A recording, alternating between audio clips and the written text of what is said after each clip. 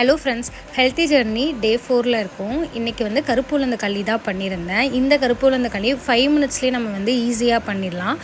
இதுக்கு என்ன பண்ணலான்னா, கருப்பு உளுந்தை எடுத்து நல்லா சட்டியில் வறுத்துட்டு அது கூட நம்ம வந்து பச்சரிசி இருக்கும். பச்சரிசி வந்து ஒரு 1/4 கப் எடுத்து நல்லா அதையும் வறுத்துட்டு தனியாக வச்சுக்கணும்.